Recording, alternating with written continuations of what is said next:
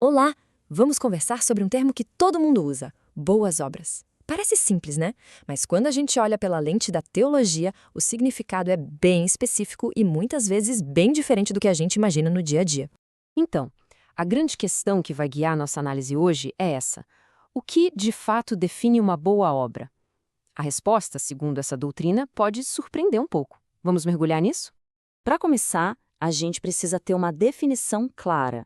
E de acordo com a fonte que estamos analisando, o padrão para o que é bom não vem da gente. Não é um padrão humano, é um padrão divino. E aqui a gente já vê uma distinção fundamental. De um lado, a definição teológica. Boas obras são aquelas que Deus especificamente ordenou em sua palavra, ponto. Do outro lado, o que elas não são. Ações que nós mesmos inventamos, sabe?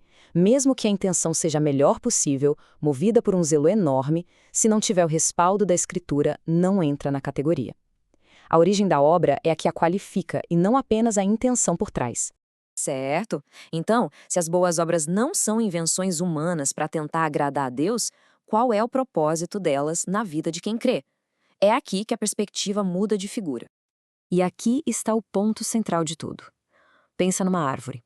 A fé é a raiz, escondida, mas que dá vida a tudo. As boas obras são os frutos. Eles aparecem naturalmente por causa da vida que vem da raiz. Os frutos não criam a árvore, eles apenas mostram que a árvore está viva.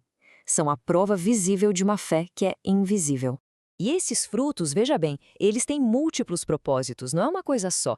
Eles servem para a gente demonstrar gratidão, para fortalecer a nossa própria certeza na salvação, para edificar a comunidade, para ser um testemunho que embeleza a fé que professamos e até para silenciar os críticos. E no fim das contas, tudo isso serve para glorificar a Deus, que é a fonte de tudo. Essa citação de Tiago resume a ideia perfeitamente. A fé não é só uma crença interna, guardada para si. Ela se manifesta. Ela aparece em público. As obras não causam a salvação, mas elas mostram que a salvação, pela fé, já é uma realidade. Agora, a gente entra na parte talvez mais profunda e até paradoxal dessa doutrina. Se as obras são tão importantes, de onde vem a nossa capacidade de realizá-las? E até onde elas podem nos levar? A fonte não é a gente. Essa doutrina afirma que qualquer habilidade de fazer o bem não é nossa, não é algo que a gente produz. É um dom, uma ação direta do Espírito de Cristo operando em quem crê. E essa passagem de João é categórica. Ela estabelece uma dependência total. É como um galho e uma videira. O galho, sozinho, não consegue dar fruto nenhum. Da mesma forma, uma pessoa não consegue produzir essas boas obras se estiver separada da sua fonte divina. E aqui vem o outro lado do paradoxo. Mesmo sendo capacitadas por Deus, essas obras ainda são feitas por nós, pessoas imperfeitas.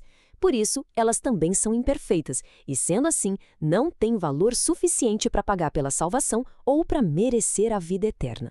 Esse gráfico aqui ajuda a gente a visualizar bem essa desproporção. A barrinha das nossas melhores obras, por mais que a gente se esforce, é muito pequena em comparação com a dívida do pecado ou o valor infinito da glória futura. É uma lacuna enorme, simplesmente não dá para preencher com o nosso esforço. Essa citação de Lucas traz uma conclusão que nos coloca no nosso lugar. Mesmo que alguém conseguisse obedecer em tudo perfeitamente, essa pessoa estaria apenas fazendo seu dever.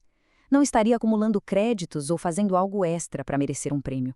Estaria apenas cumprindo a sua obrigação de servo. Então, fica a pergunta: se nossas obras são imperfeitas e insuficientes, como é que elas podem agradar a Deus? Vamos ver como essa tensão toda se resolve. A solução para esse paradoxo está na ordem das coisas, como a gente vê nesse fluxo. Primeiro, no passo 1, a pessoa é aceita por Deus por meio de Cristo. Só depois, no passo 3, as obras dessa pessoa são aceitas. Como a pessoa já é vista através de Cristo, suas obras, mesmo com todas as imperfeições, são recebidas como sinceras. É a lente através da qual Deus as vê que muda tudo. Esse contraste aqui é importantíssimo. Um ato, visto de fora, pode ser exatamente o mesmo, mas o resultado teológico é completamente diferente. De um lado, a obra de um crente que nasce da fé é aceita, do outro, uma obra que parece idêntica, mas que não brota da fé, não é.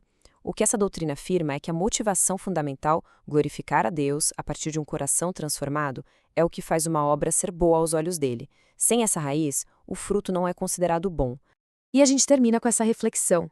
Se as obras não são uma moeda de troca para a salvação, mas sim a evidência dela, isso muda completamente a motivação.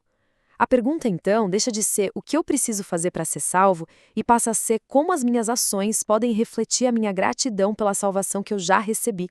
Uma questão para a gente levar e pensar a respeito.